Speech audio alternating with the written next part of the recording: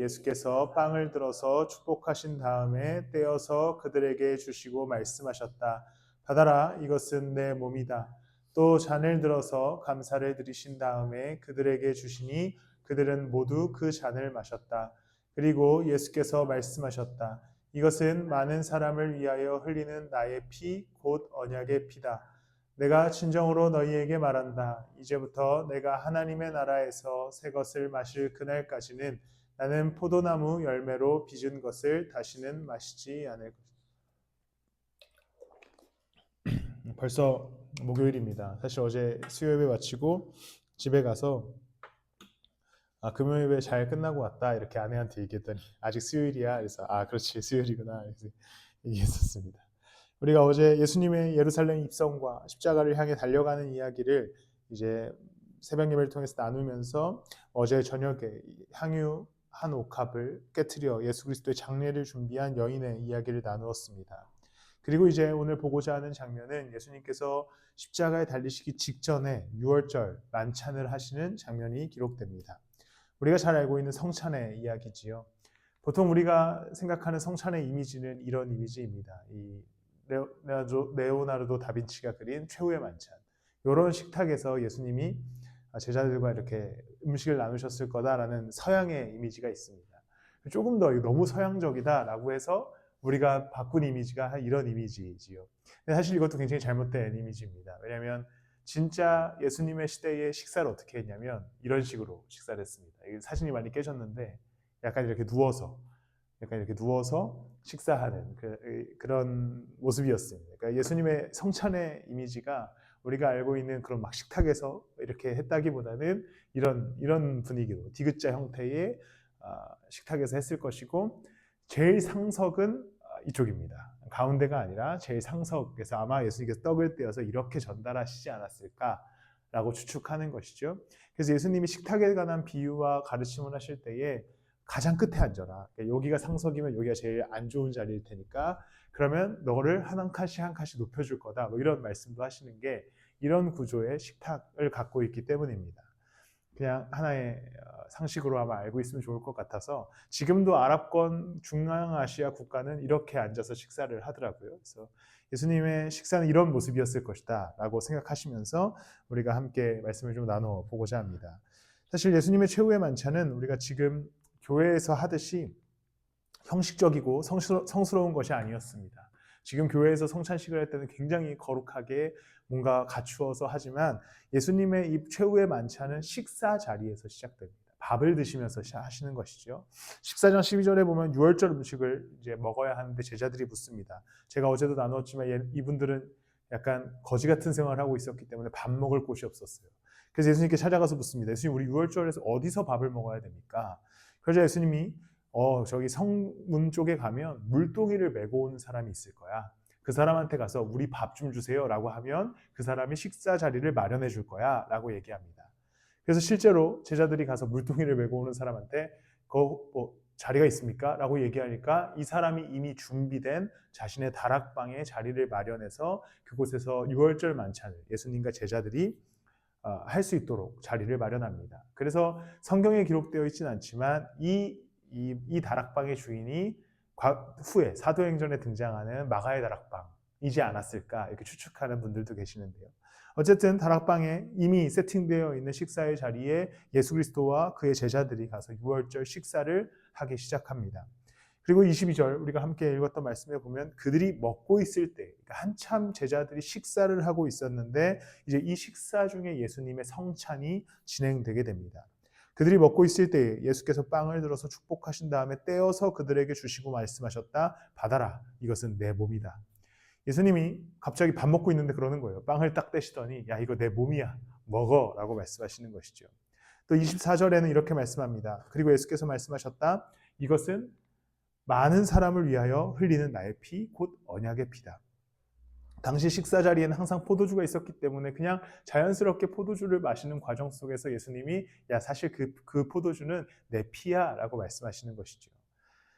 우리는 성찬을 여러 번 하고 또 교회 안에서 성찬에 대한 의미도 많이 배웠고 또 성찬에 대해서 익숙하기 때문에 이것이 하나도 어색하지 않지만 제자들의 입장에서 생각해 봅시다. 굉장히 이상한 거죠. 갑자기 밥 먹고 있는데 예수님이 빵을 떼시더니 이거 내 몸이야 먹어 라고 얘기하시고, 그냥 갑자기 잔을 들고 있는데 예수님이 잔을 주시더니 이거 내 피야 마셔 라고 하는 장면인 것이지요. 그런데 여기에 담겨있는 의미는 이제 이후의 인생을 살아가는 제자들의 인생에 그대로 녹아들게 됩니다. 이 말씀을 하시면은 이거 내 몸이니 너희들이 먹어라, 이거 내 피니 너희들이 마셔라 라고 하시면서 그들이 예수 그리스도의 몸과 피를 먹고 마심으로 인해서 그들의 인생이 이제 어떻게 변하냐면 그리스도와 함께 그리스도처럼 살아가게 됩니다. 결국 성찬은 하나의 행위였지만 그리스도의 십자가 은혜 아래 살아가는 우리는 예수 그리스도를 내가 먹었으니 나도 그리스도와 같이 살아가겠다라고 하는 선언이 되는 것이지요. 예수 그리스도의 십자가는 홀로 달리셨습니다. 모든 이들을 대리하여서 혼자 십자가에 달리신 사건입니다. 그러나 그 십자가를 믿는 믿음을 갖고 있는 자들, 그리스도의 몸과 피를 섭취한 자들은 이제 그것을 먹었으니 그리스도처럼 이 땅을 살아가게 하시는 것이지요. 그가 내가 되고 내가 그가 되는 것. 이 하나됨의 표현이 바로 이 성찬에 담겨져 있는 의미입니다. 우리가 매번 성찬을 하지는 않지만 또 기타 다른 카톨릭과 같은 곳에처럼 매주 성찬을 하지는 않지만 우리가 성찬의 의미를 늘 묵상해야 하는 것은 예수 그리스도의 십자가의 은혜로 말미암아 그분의 그 몸과 그 피를 내가 먹어서 그분의 삶을 동일하게 살아가게 됐다. 그분의 자녀됨으로, 그분의 제자됨으로 이 땅을 살아가게 됐다라고 하는 선언입니다. 고린도전서 11장 26절에 보면 이렇게 기록합니다. 그러므로 여러분이 이 빵을 먹고 이 잔을 마실 때마다 주님의 죽으심을 그가 오실 때까지 선포하는 것입니다. 이 성찬의 행위 자체가 예수 그리스도의 오심을 죽을 때까지 선포하는 것이다 라고 얘기합니다. 예수 그리스도를 믿는 자로서 살아가는 것, 성찬에 참여한 자로서 살아가는 것은 곧 그리스도의 삶을 살아가는 자로서 내 삶을 통해 예수 그리스도를 드러내고 전하겠다라고 하는 선언이 되는 것이지요. 그래서 고린도전서 11장 27절에 이어서 이렇게 얘기합니다. 그러므로 누구든지 합당하지 않게 주님의 빵을 먹거나 주님의 잔을 마시는 사람은 주님의 몸과 피를 범하는 죄를 짓는 것입니다. 그래서 교단마다 성찬의 전통이 다르긴 하지만 어떤 교단은 이제 믿음이 없는 이들에게 성찬을 참여시키지 않거나 제가 속한 교단은 침례를 받지 않은 이들에게 성찬을 참여시키지 않습니다. 그 의미는 그것이 굉장히 법적으로 되어 있지만 이 말씀 때문에 그렇습니다. 합당하지 않은 자들이 성찬하는 것은 범죄함이 된다라고 얘기하는 것이죠. 왜 이렇게 얘기하셨을까? 왜 이 말씀이 기록되었을까? 성찬에 담겨진 의미는 그 몸을, 그 피를 취하는 이들이 그리스도처럼 살겠다라고 하는 선언인데 이 믿음이 제대로 되어 있지 않은 이들은 아무리 이 빵을 먹고 이 피를 마셔도 예수와 함께 동행하며 살아가지 않고 그리스도처럼 살아가지 않고 나의 삶의 하루를 예수에게 드릴 수 있는 믿음과 용기도 없는 이들이 이 성찬을 했을 때 이 성찬은 아주 무의미한 것이 되기 때문입니다. 그러니까 즉 그리스도인들에게 이 성찬은 어떤 의미냐면 정말 이 피와 떡을 먹고 예수처럼 나도 이 땅에서 그리스도의 복음을 전하는 자로 그 복음대로 살아가는 자로 말씀을 쫓는 자로 예수의 뜻에 합당하게 살아가겠다라고 하는 선언입니다. 예수님이 우리를 대리하여서 십자가에 달리셨습니다. 그리고 우리를 죄에서 사망에서부터 생명으로 건져내 주셨습니다. 그리고 이제 이 떡과 이 포도주를 마신 이들에게 하시는 명령은 그리스도의 대리인으로서 이 땅을 살아갈 것에 대한 명령인 것이지요. 예수 그리스도께서 우리의 대리인 되셔서 내 죄를 짊어지고 십자가에 달리셨습니다. 그리고 우리를 구원하여 주셨어요. 죄인에서 의인의 신분으로 바꿔주셨습니다. 유일한 의인이자 유일한 거룩함이셨던 예수 그리스도를 쫓아 내가 거룩하니 너희도 거룩하게 살아가라고 할 명령을 받았습니다. 그렇다면 이제 이 성찬에 참여하는 것 같이 이 의미에 참여한 우리는 그리스도의 거룩함을 쫓아 나도 예수 그리스도의 뜻을 따라 그분의 걸음을 쫓아 걸어갈 수 있어야 되는 것이죠. 성찬이라는 의미는 단순히 행위에 있는 것이 아니라 내가 예수 그리스도와 함께 그리스도처럼 살아가겠다라고 하는 선언입니다. 그리고 그리스도의 그 생명의 능력을 내가 누리고 그의 거룩함에 참여하겠다라고 하는 선언이기도 합니다.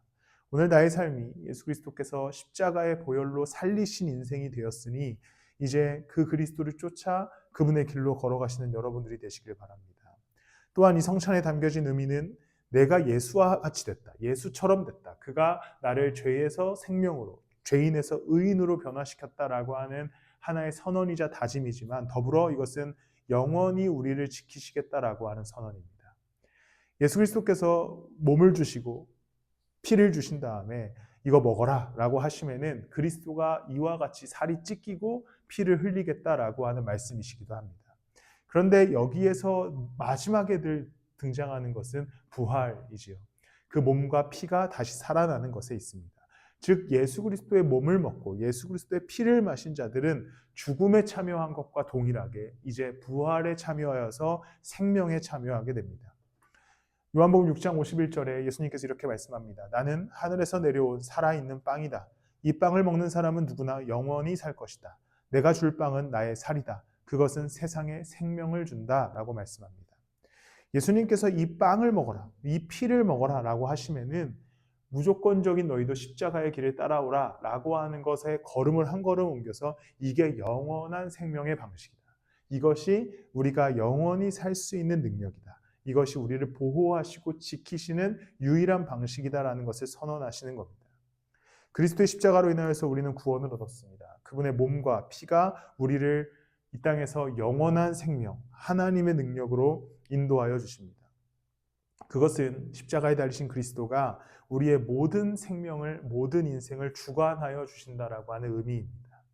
그렇다면 결국 우리가 삶 가운데 어려움과 또 직장에서의 어려움과 삶에서의 문제들과 마주하는 수많은 어려움들 속에서 예수 그리스도를 붙드실 때에 몸과 피를 내어주신 그리스도가 부활의 능력으로 끝까지 우리를 지키시고 함께 해주시겠다라고 하는, 능히 승리하게 해주시겠다라고 하는 그리스도의 의지가 드러난 표현이 바로 이 성찬에 담겨져 있는 것이지요.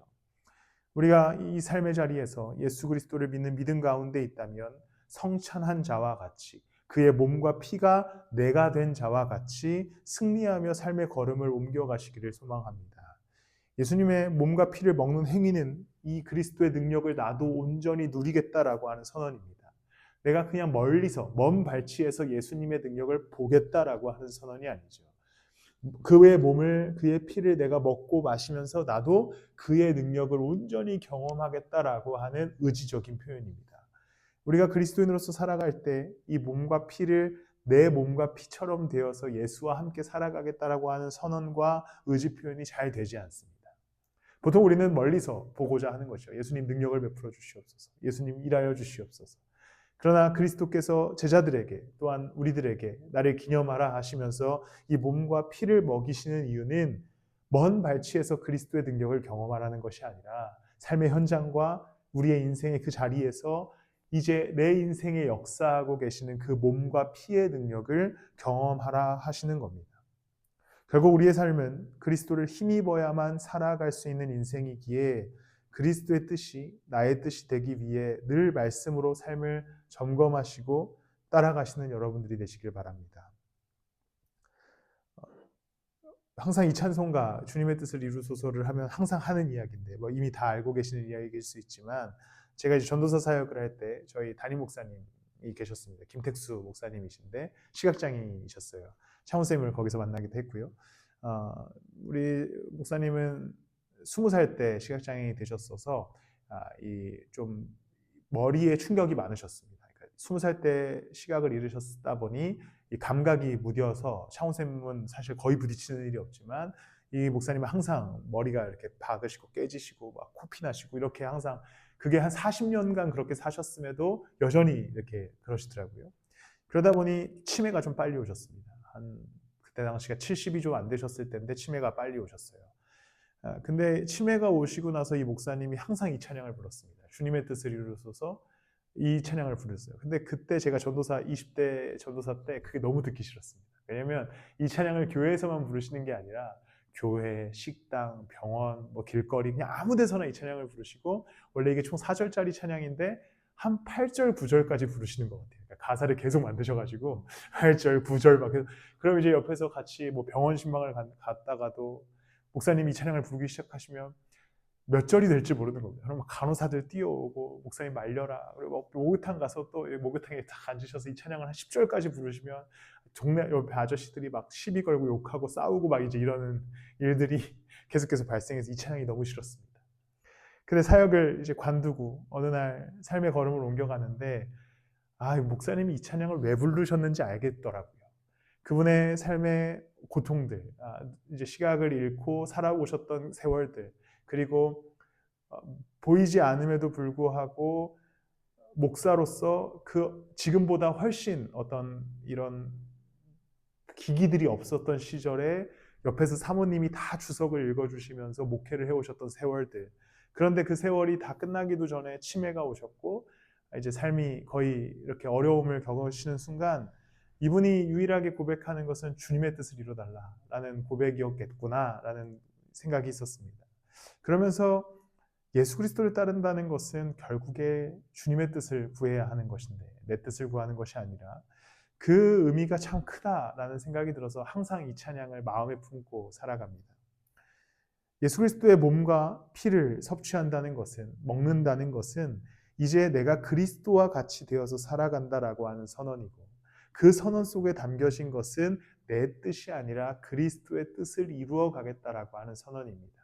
나의 몸과 나의 인생과 나의 삶을 통하여서 내가 먹은 그리스도, 내가 먹은 예수 그리스도의 보혈의 능력을 힘입어 그리스도의 뜻을 이루며 살아가겠다고 하는 선언입니다.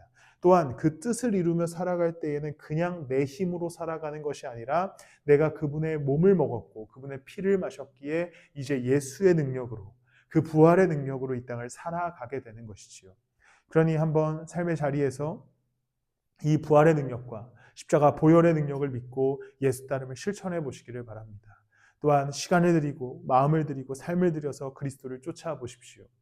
그 놀라운 부활의 능력이, 또 부활의 영광이 우리가 이미 먹은 예수의 몸과 피가 우리의 삶 가운데 놀랍게 채워주고 놀랍게 일을 하시고 그 영광과 능력이 발현되실 줄을 믿습니다. 말씀을 마무리합니다. 예수님께서 십자가에 달리시기 직전 제자들에게 빵과 잔을 나누면서 이렇게 말씀합니다. 나를 먹어라. 이거 나다. 라고 말씀하시지요. 그리고 우리에게도 마찬가지입니다. 우리 진짜 성찬은 금요일과 부활주일을 하겠지만 이제 이것을 먹어라 라고 하시면은 이걸 먹고 그냥 의미를 생각해라 라는 것이 아니라 나를 먹어서 나의 뜻과 나의 가치를 쫓아 나를 따라 살아와라 라는 겁니다. 그리고 그렇게 살아가는 이들에게 무조건적인 먹음에서 끝나는 것이 아니라 그렇게 사는 것이 진짜 능력을 경험하는 인생이야 라고 말씀해 주시는 것이죠.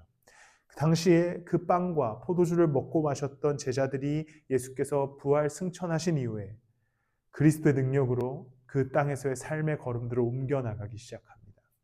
아무것도 아니었던 12명의 제자가 11명이 됐지만 그 제자들이 예수님의 몸과 피를 마시는 그 일 이후에 그리스도의 제자로서 놀라운 사역들을 감당하기 시작합니다. 그리고 이것을 기념하라고 하는 것은 제자들에게 머무는 것이 아니라 오늘을 살아가는 우리에게도 동일합니다. 예수 그리스도의 몸 그리고 예수 그리스도의 피를 먹고 마심에 참여함으로써 그리스도의 십자가와 부활에 우리가 참여하고 이제 그분의 능력으로 살아가시는 여러분들이 되시길 축복합니다. 세상이 줄 수 없는 평안이 있을 줄을 믿습니다. 또한 세상이 줄 수 없는 능력이 있을 줄을 믿습니다. 왜냐하면 그 누구도 경험하지 못한 죽고 사는 위대한 능력을 경험하신 예수가 이것이 너의 것이다 라고 말씀하시기 때문입니다. 그리스도와 함께 담대함을 누리시며 오늘 하루도 잘 이겨나가시기를 예수 그리스도의 이름으로 축복합니다. 기도하실 때에